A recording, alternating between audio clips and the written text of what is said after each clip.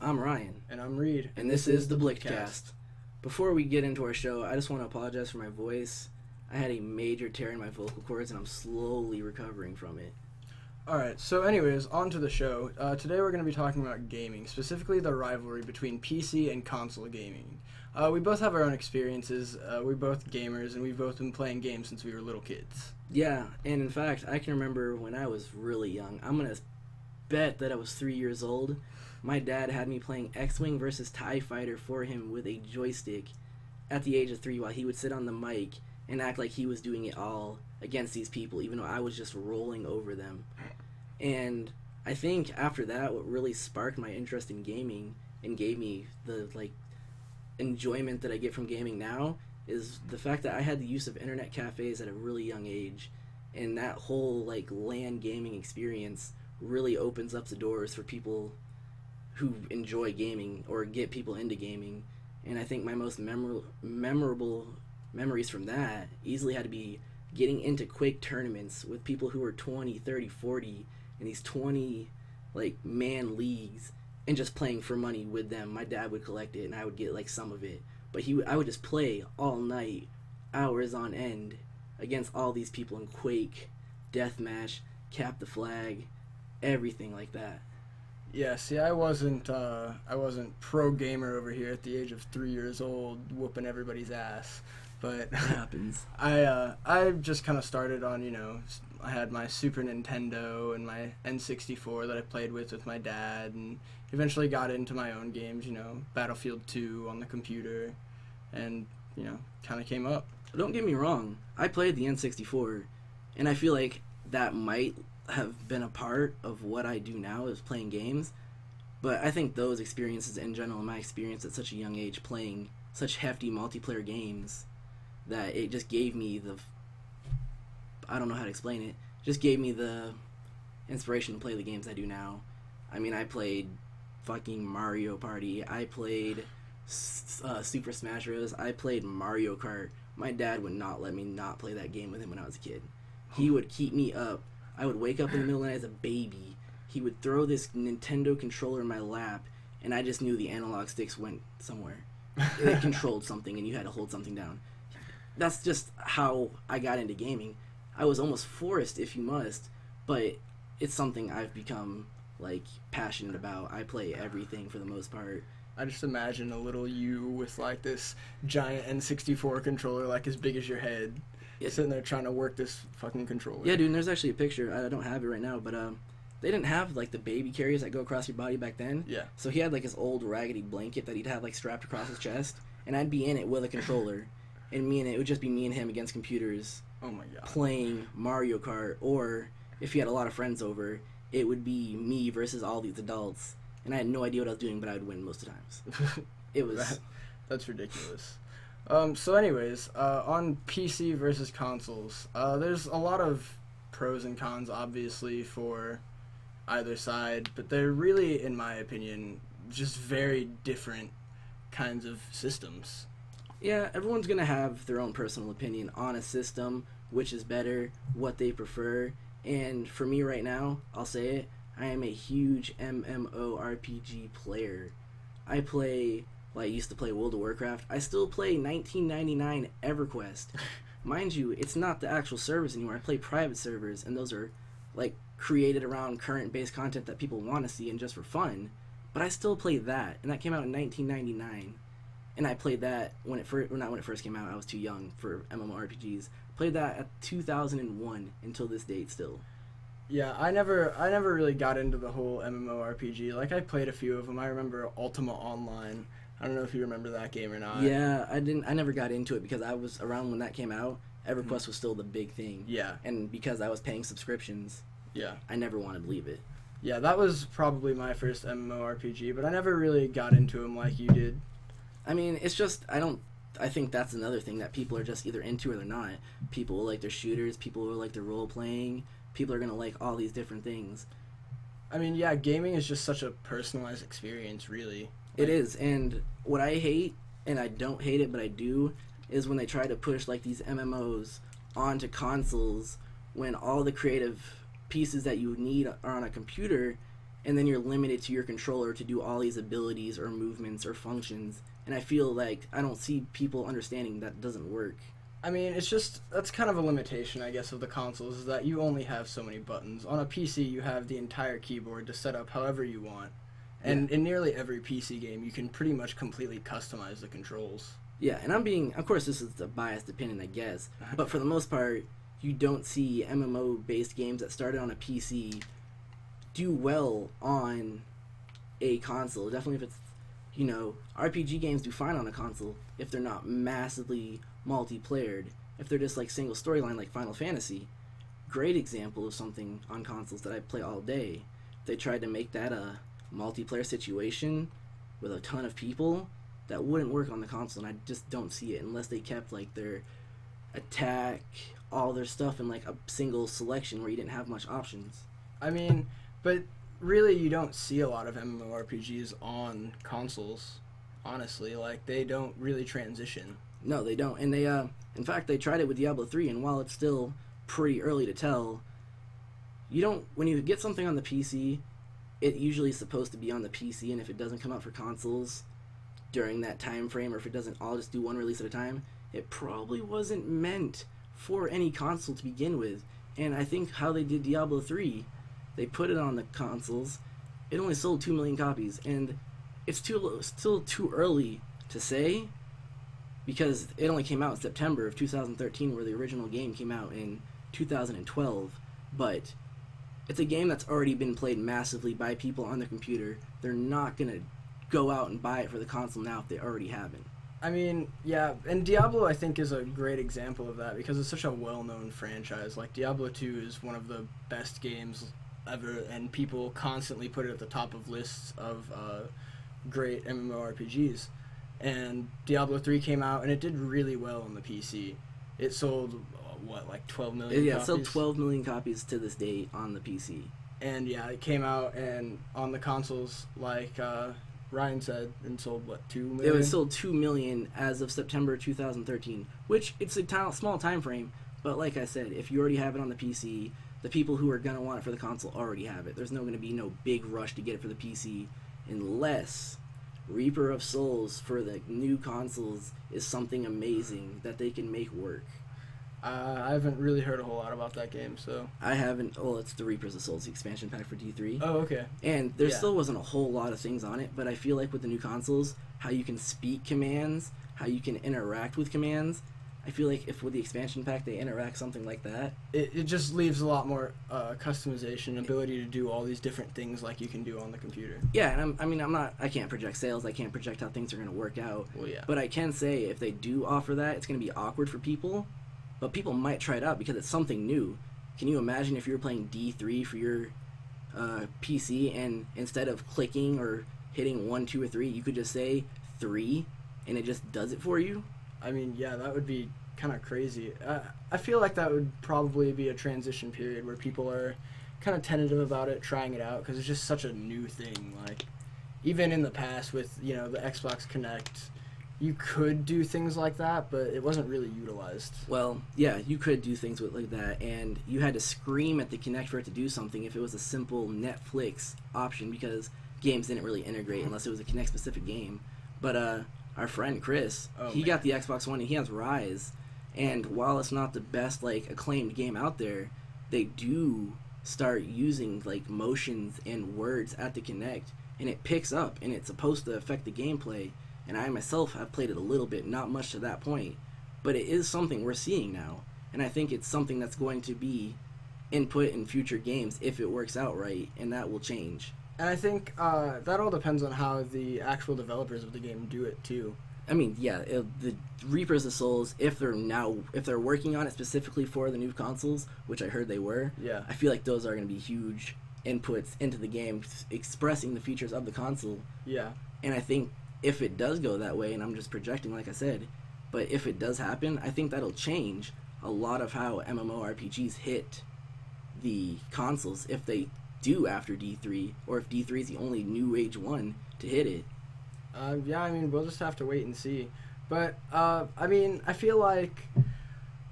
I don't know. I'm sorry for getting off topic. We do want to talk about the PC versus console gaming.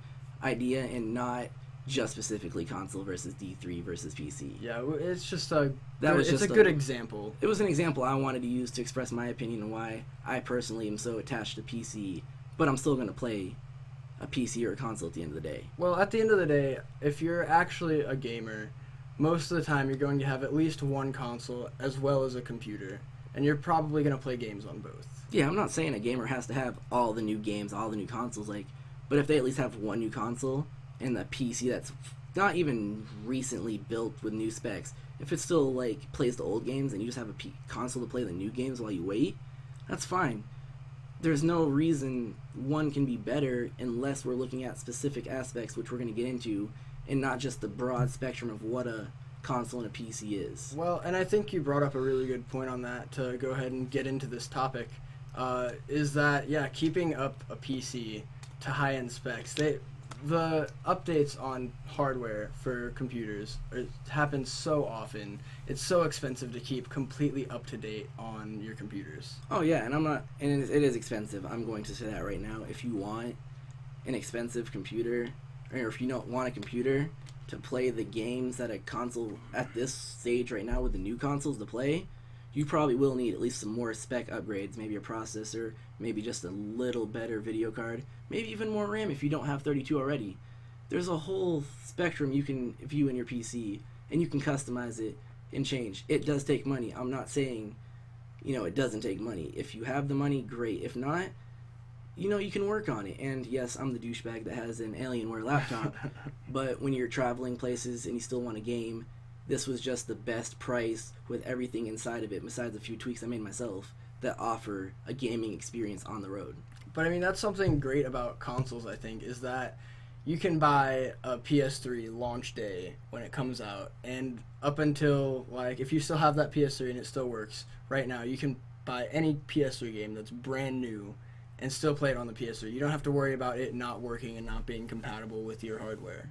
Oh, I agree, but I think there are programs out right now that will tell you if your game can run it on your PC given the specs. And mind you, they're not always right. I will tell you that they are not always right. I have bought some games on my PC thinking they would run because of that site, and it's if you run it on the lowest graphics and you're looking at pebbles instead of actual mountain formations. And that's the thing, you have to at least have an idea of what you're doing before you go into a PC gaming world, because specs are going to change, scenarios, it might say you can run it, but that might be on low quality. See, I've had the opposite problem with those sites. I get in and it tells me, no, you can't run it at all, there's no way, and then I go in and just try it anyways and it runs fine. Well, I do have a good story for that.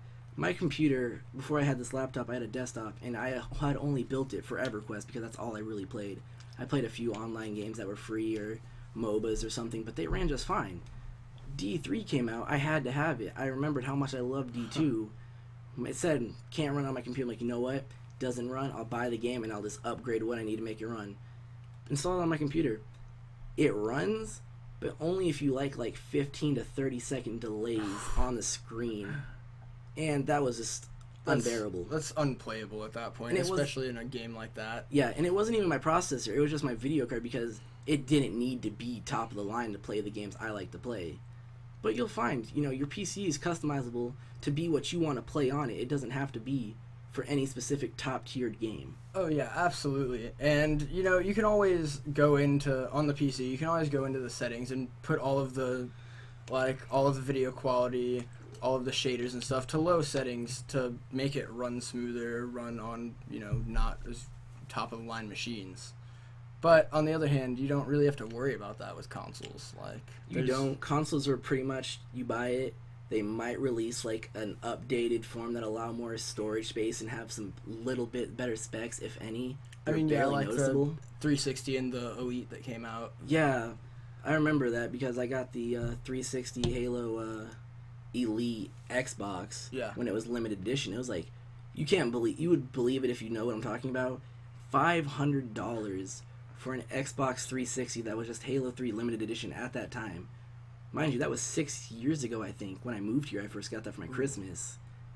They used to be expensive, and it's crazy to see, the new consoles that come out now, they're starting at that price, but for a reason. I feel like their prices might decrease, but they're always going to be in that price range. Whereas, I mean, but yeah, consoles have always been about that expensive on release date, though. and you know what? Xboxes were always expensive in the beginning, and I'm not gonna say like out of this world expensive, but you're kind of paying for a collectible at the same time. I understand it. You're getting a Halo 3 skinned Xbox, the controllers, the Master Chief helmet to store your game, all for $500. Yeah. I don't know. That comes down to a debate about whether you really it's worth the money or not. Yeah. But that's kind of off topic. And to each their own. Like, you're gonna like something. You might like an Xbox, but you might like a different type of Xbox, or just how it's styled, and you might pay more for that, and that's just a luxury, and we don't need to get into that. We want to focus on the actual aspects, and that's what we're about to get into right now. And another thing to go on and actually get into it, PC games, one of the things that I find I really enjoy a lot is that a lot of times on PC, they'll release games, and then the fan base will go in and create these awesome like mods, updates, and stuff like that for these games. I have to agree. One of my favorite games, well, not my favorite of all time, but one of my favorite games out of Steam is the Torchlight series, and the community mods for that game after you've beat it, mind you. If you get some of these mods before you beat it, you're just making the game easy PK for yourself. It's not that fun anymore, but if you've beaten the game and you get these mods, they make it fun, so you can just roll over anything you want just for the sake of doing it. Like, you had that one part you really hated and you just want to go back in there and Just get up, wreck it. you can do it because these people make these incredible mods. They're gifted people who don't get enough credit for what they do, I think. But, and you know, the mods can pretty much be anything. They don't have to make it easier, too. They can go in and make the game, like, 10 times harder. Yeah, and I mean, I've obviously ignored that factor. I was obviously admiring the spectrum that everyone's going to admire, and that's, oh man, I can make my guy this strong. But there are cool things. They offer, like Torchlight 2, they offer different classes that aren't offered, and they're basically the same thing. Their skill tree is just rearranged, and I think that's cool. You get to mix it up. Yeah, and basically what it comes down to is that everybody can kind of find their own mod and set it up the way that they want on the PC. They can customize their gaming experience, essentially, for each game. And I think, personally to me, because I like mods, even if it's just, like, screen customization, UI maybe, or how something looks in the game, I'm all for that. I love customization to everything. Where in a console, you can buy DLC. That's the thing. You have to buy it, and it's not going to be what you want. Yeah, it's going to be whatever they release. But at the same time, you know, with the console, it's a little bit more convenient, I guess. You don't have to worry about all that stuff either. Like, I mean, yeah, it does. It removes that possibility within console, but without giving you the choice in the first place, so they're not taking or adding anything away to the community as a whole. yeah, And exactly. I think PC's always been about that customization point where everyone's going to express their own views and everyone's going to want to look different in the game. But when you're looking at a console games, if you're playing online, most likely everyone's going to look the same anyway because it's going to be an RPG or it's going to be something, or not an RPG. Well, yeah, it could be that, even though it's not usually. But it can be FPS. Yeah, it can be an FPS. That's what I was thinking of. Thank you.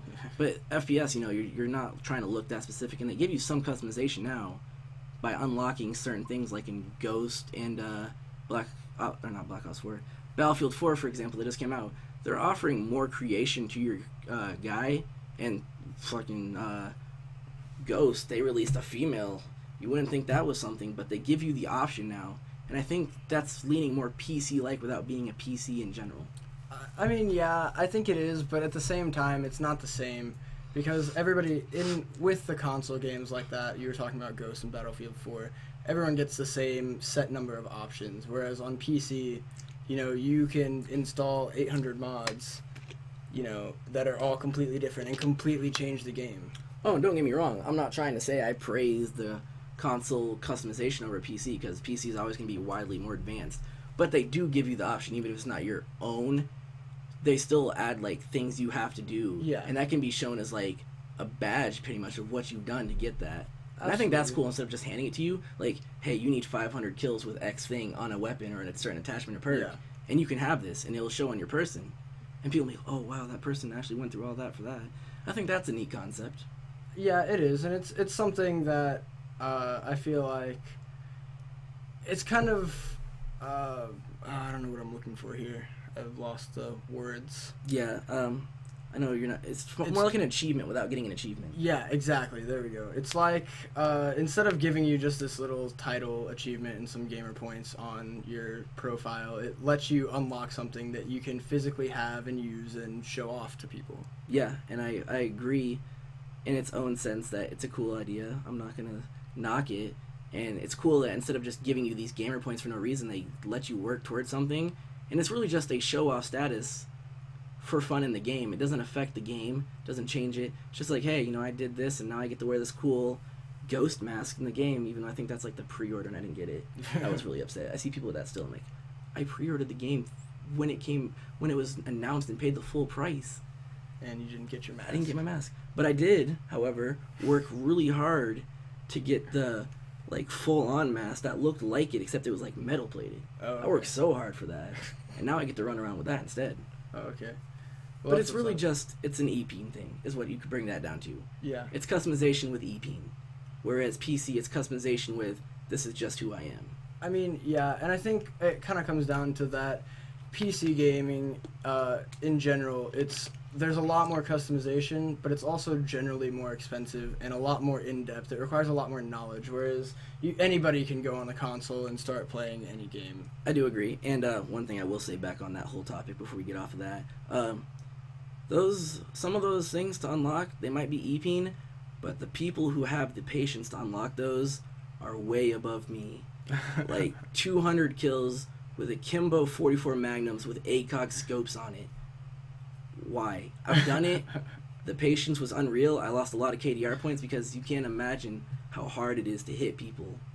Because there's no purpose of the scopes other than to have them. So then you're just firing a 44 mag, dual wielding, spraying it into a crowd, hoping you hit somebody. Just doesn't. It takes forever, and your KDR will suffer. Yeah. Of course, only you would have that problem. I know. But yeah, basically PC is a lot more customizable, but consoles are more convenient. But then you have things on the PC like, you know, Steam, for example, which is just a great, awesome concept. Well, before we talk about Steam, because I think you're going on the right track, I do want to bring up something else. Oh, okay.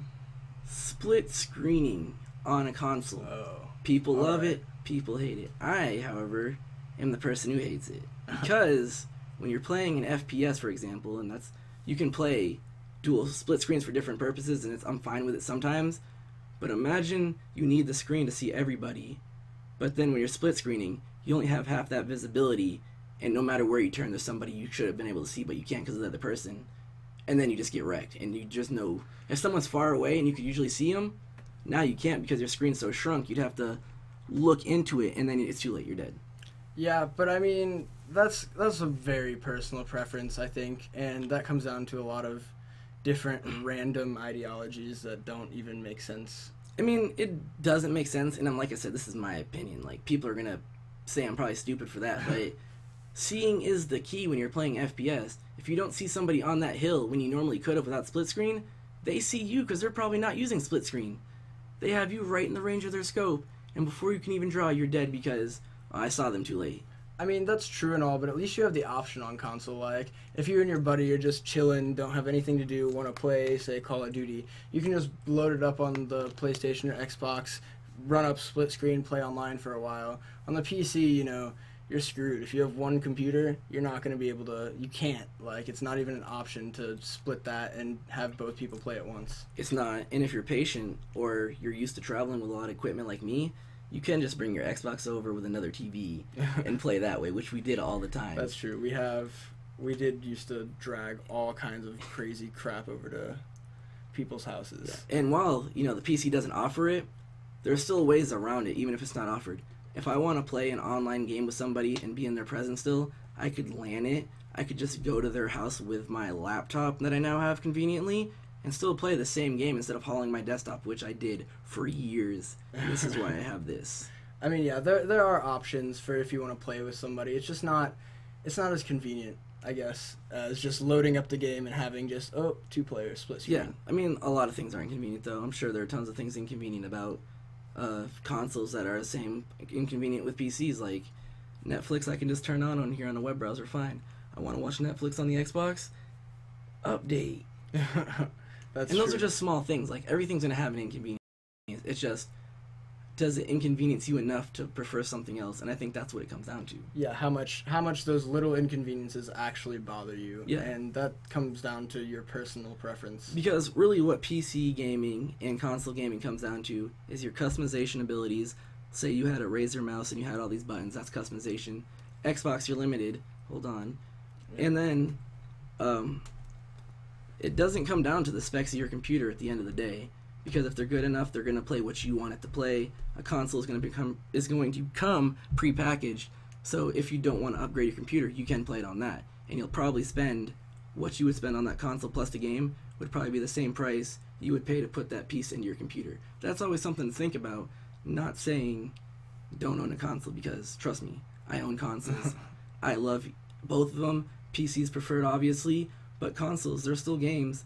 And one thing they hold over your head, swear to God, I pre-ordered the PS4. I still haven't gotten mine on, obviously. But Kingdom Hearts 3 was revealed as an exclusive for the PS4.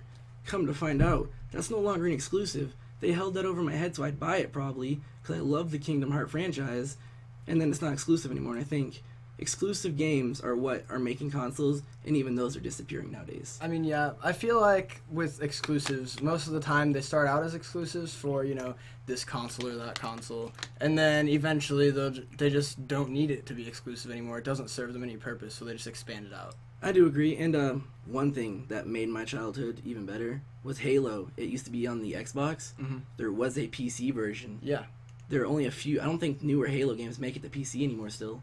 I know I think they're still Microsoft owned, but I don't remember like Halo, whatever the newest one was. I can't remember. Was it 4? I don't remember that ever hitting PC. I feel like Chris would have had it. Yeah. And that's just, if it doesn't come out for the PC, it sucks. But you should have the console. But if you have the console, great.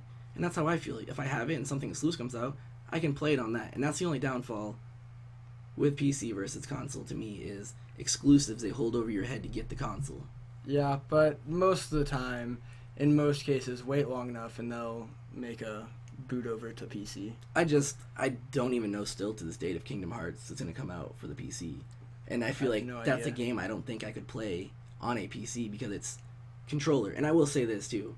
Controllers, if it's a game that requires them, I will play it on a computer. My friend has a Razer Xbox controller modified for his computer. I will plug and play a regular Xbox controller if it's something that so dearly requires it, and it just doesn't feel natural to play on a keyboard. Oh yeah, I feel like that's something people forget about too, is that, if you don't like using the mouse and keyboard to play and move around or whatever they happen to do in that game, you can just plug in a controller. There are programs you can just plug in a plain PS3 controller into your computer and use it as a gaming controller. I definitely agree, and actually I think while we're on the gaming controller topic, there's something I've always wanted. It's a game that kind of died when it went free to play, but it's picked up in popularity. Terra was an online MMORPG, and while it was alright, and it was more natural to play with a mouse and, the WASD or arrow keys, it was actually built so you could customize it to your controller, and it didn't feel bad. It took getting used to, but not like it was pushed on you for a console and you had to learn how to use the controller with it. It was a nice integration in MMORPGs, I think, to allow console controllers. To allow the controllers and have it able to be customized. Yeah, I feel like that's something a lot of games could learn from. Oh, yeah. On the console especially. I think that was probably what the main point I was trying to get at with that, too, is, don't always push one thing on people. And with the console, I feel like I'm just getting one specific thing pushed out onto me. And like I said, I will buy it. I'll have it. I'll play it. I'm not going to hate against it because, in the end of the day, I bought it. I'm going to obviously like doing it. But the customization, the overall, it's not about specs of this and that. You pay what you get for. It's obvious, but you get what you pay for. Yeah. You pay what you get for. Yeah, you get the gist. PC gaming to me is just more customizable, and I enjoy it. But I will play a console any day of the week if I can.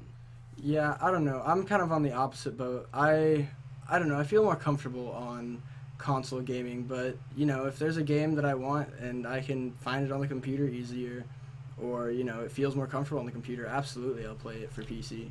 Well, how do you feel about you really like a game on the PC, but you don't want a second monitor Netflix?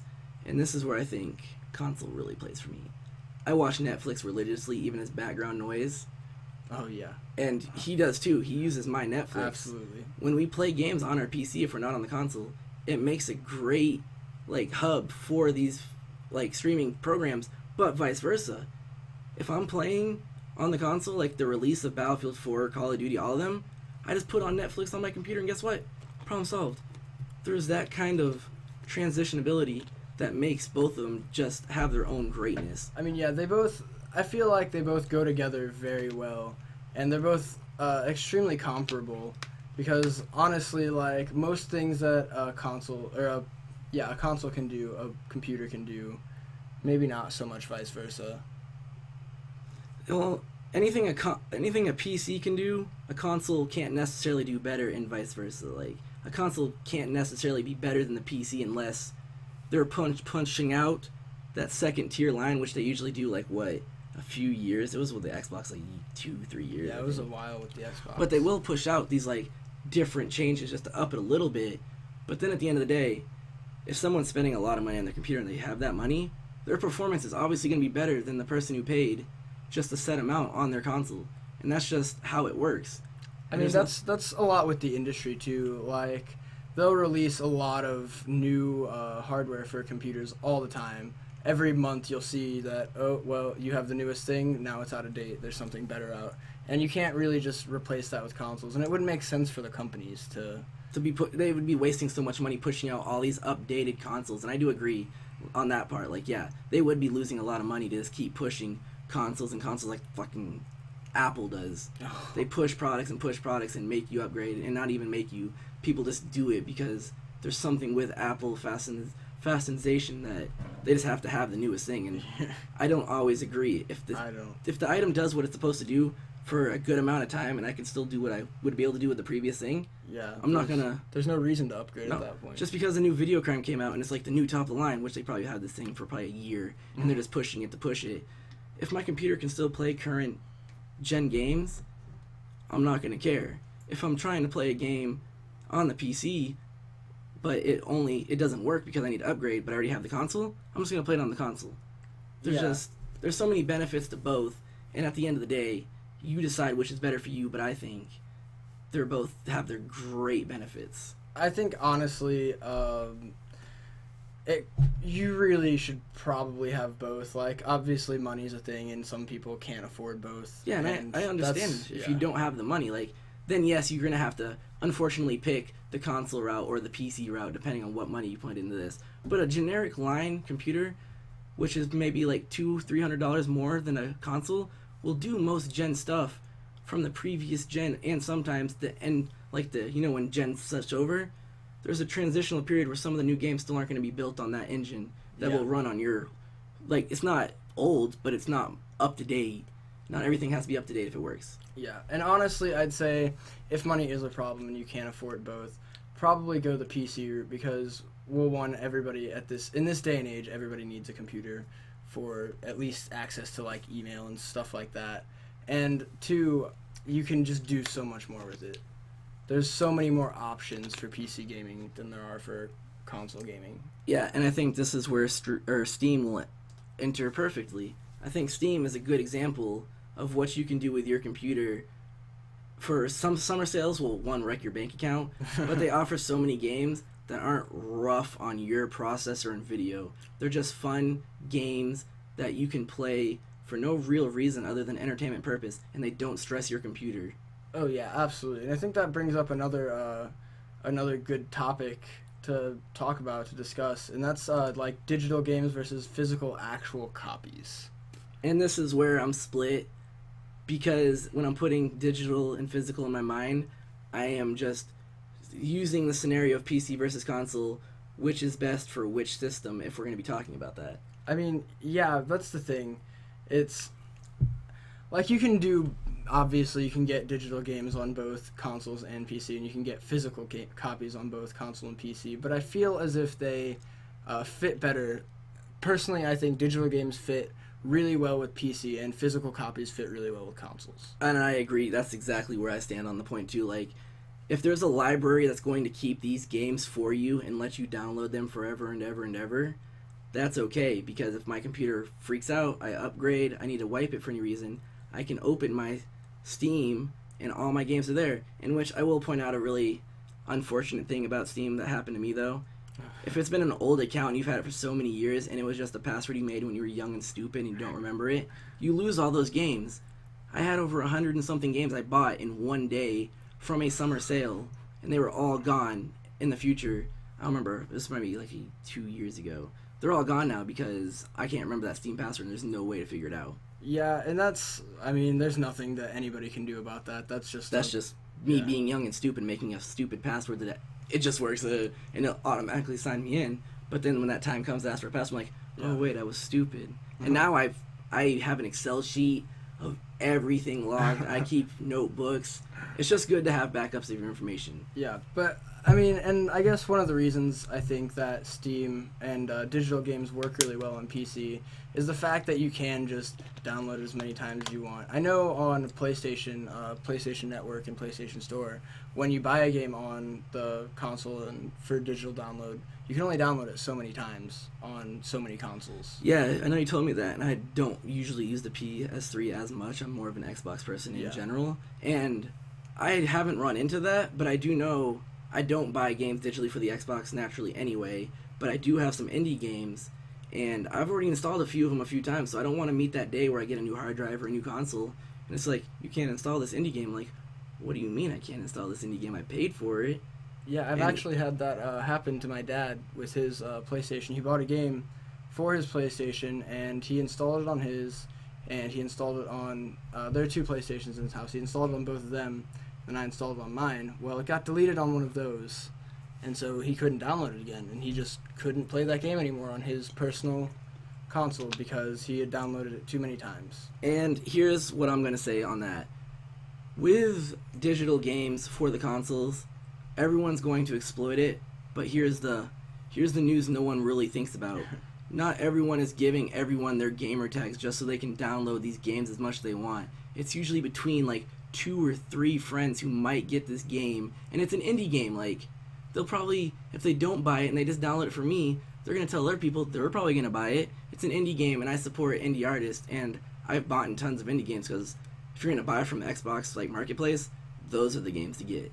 Yeah, and I feel like it's punishing a whole lot of people and making the whole system a lot harder than it needs to be to prevent this, not even, I wouldn't say widespread problem. Like, piracy itself might be a widespread problem, but in this instance, this specific case of it, I feel like people don't do it nearly as much as the companies seem to think. Yeah, and they obviously just doing it for precautions, but it's dumb, it's restrictive as can be.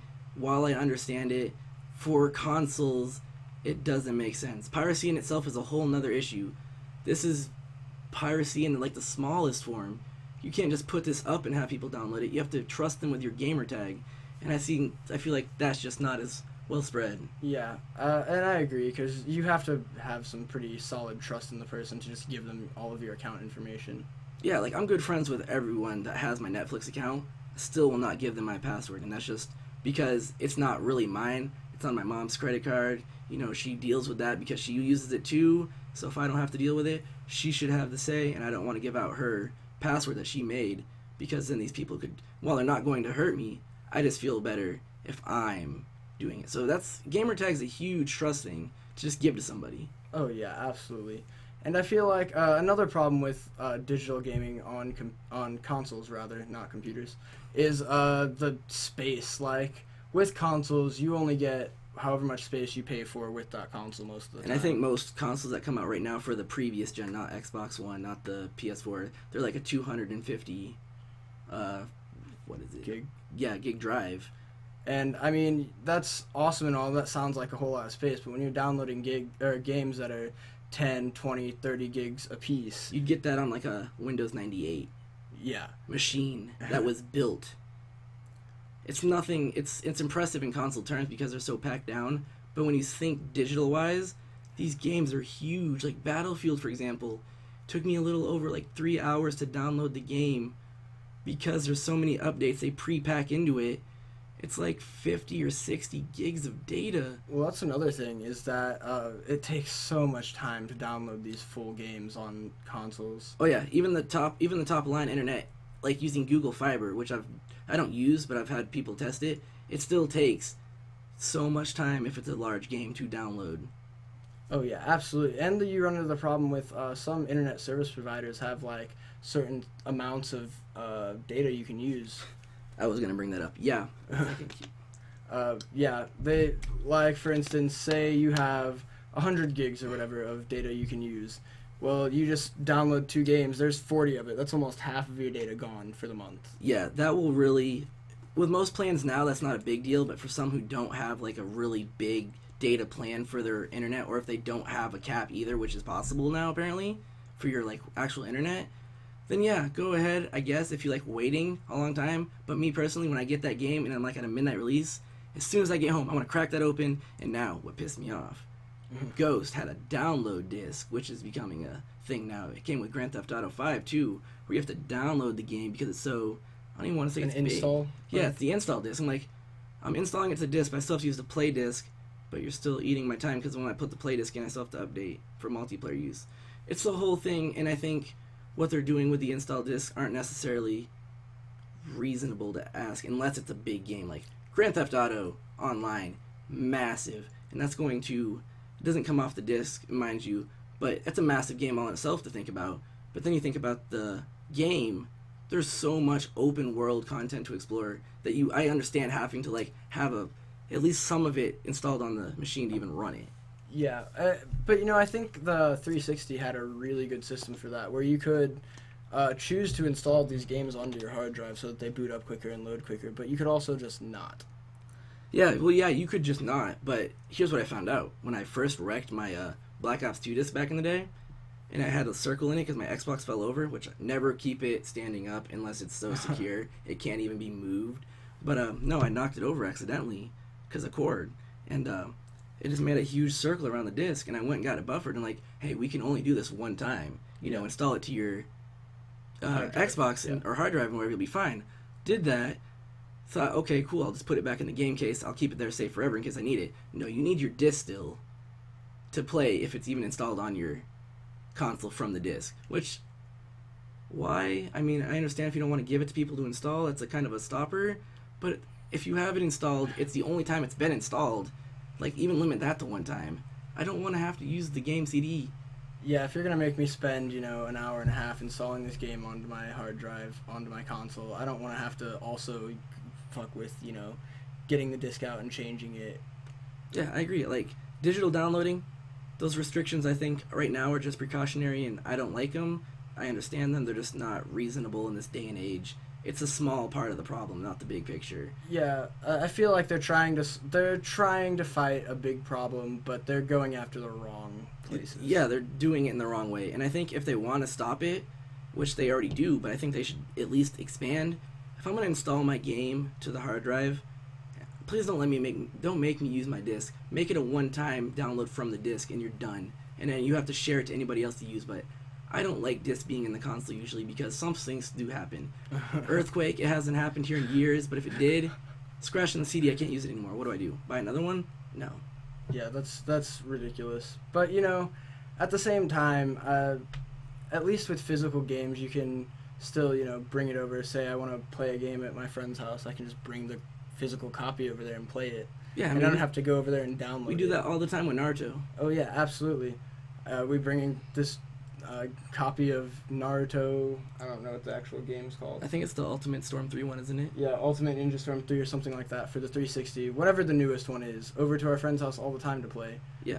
But, if we had a digital copy of that, we couldn't just bring it. It's one of those games I don't mind playing two-player with on the console because there's no split screen. You just know who you're playing, and that's that. Well, it's also just a fighting game, I know, too, and so. I think I like fighting games on consoles more than I do on PCs and vice versa, but that's the whole thing. Well, but if we're going to keep on the digital versus physical, I think overall they each have their own place, and while options are great, you're seeing really rarely that you get physical games for your PC, but you're seeing all the time physical copies being bought for the consoles, and I think that shows a huge amount of what's going on is they each have their own place. Yeah, absolutely. And I think maybe once the consoles get a program like Steam, for instance, where it just has massive libraries of games. Yeah, Steam OS is I don't know if they have a release date for that yet. All I can tell you about that without sounding like a dumbass is there are tiers that'll allow more and more to be added space wise. I think like the smallest tier starts out at 300. Yeah. The best one's like $7,000. Oh man. From what I hear. But yeah, that's gonna be revolutionary when that does come out. I haven't read a bunch about it. I used to be all into that and I just stopped because nothing started coming out. And then I saw these prices the other day and I feel like I should be more into that now.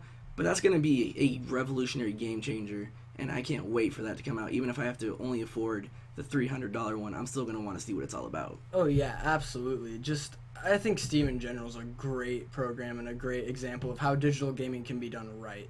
Just remember, don't lose your Steam account information or else you're screwed. Yeah. And that paycheck that you used on those games that you can no longer use, just let that sink in, that because you don't remember your account information.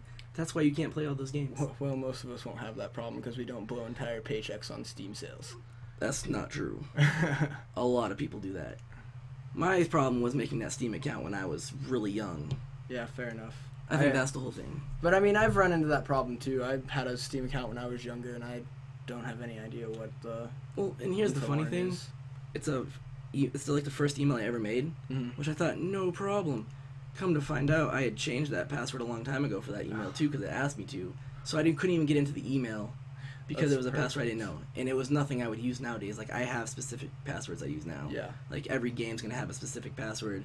Every account for the 120 plus I own on EverQuest for the private servers, I have an Excel sheet, and they're all almost the same password that they numerically change.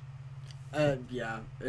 I think that experience actually made me so anal about keeping my information, because I used to never care until I tried to get in my Steam. Yeah, I lost my Steam and I don't care. I still don't keep track of my passwords. I just type in shit until I get it right. See, well, it could have been that, or it could have been the fact that when my computer got so beefy and I could run so many accounts on EverQuest, yeah, needing to remember 120 different account names. That's fair. That would only change like maybe one number or one letter here and there. Yeah. Or some would just be completely stupid and just like, it would be out of this world. I just thought of it for a 10-second idea to get in a username. It's just good to have those down, I think. I've lost a lot of EverQuest accounts, I'd have to say, due to that, because they'll just be names I make off the bat, thinking, oh man, I'll remember this, and then I take a break for a while, come back to them like, man, what was that account? And there's no way to know, like it's a private server, there's no dead set database. Okay. And that's a problem. I mean, that's why I guess I do it now, but there's a lot of reasons as to why it's good to keep information on lockdown nowadays. Yeah, so write down your information so you don't lose hundreds of games on Steam. And if you don't want to write down your information, you probably have Excel. Just make a entire spreadsheet, make specific anythings. Spreadsheets are amazing if you know how to use them. You should have learned that in 7th grade in a computer class. They made you do stupid things like do percentages and account numbers, and I don't know. Just do something with your account information, please. You don't want to be the person who lost over 100 games on Steam because they forgot their information. Oh man, that's just still too funny. No, it sucks because my Steam library now, I just downloaded Binary Domain. Don't worry, that will be a feature soon.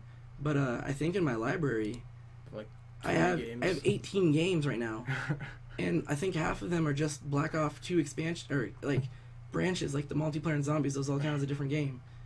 It's just ridiculous. I lost so many good games.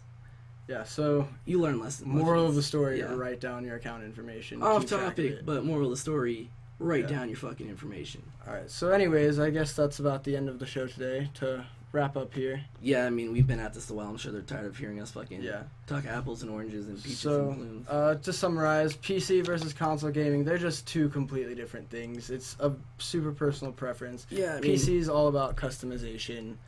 Consoles are all about convenience, I think. And just remember, guys, everyone's going to have their preference. It's just who's more customizable liking and who plays these games that require intense button clicking like an MMORPG or just in any game. And then think about the people who might not be able to afford that kind of equipment, because that equipment for your computer doesn't come cheap. Oh, no. Those gaming keyboards are like $180. The mouses are $90 to $150. And those are just key customizations, and you don't get that with the console.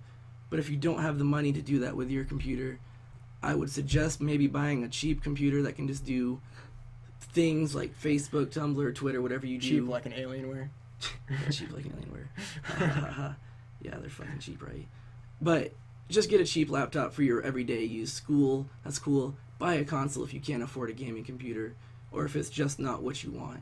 I'm not saying buy the most expensive PC you have and make yourself bankrupt. I was just not gifted, but I was just fortunate enough to be able to afford something at this time. No, not everyone can just afford to drop $2,000 on a laptop just because they want to be more convenient wherever they go.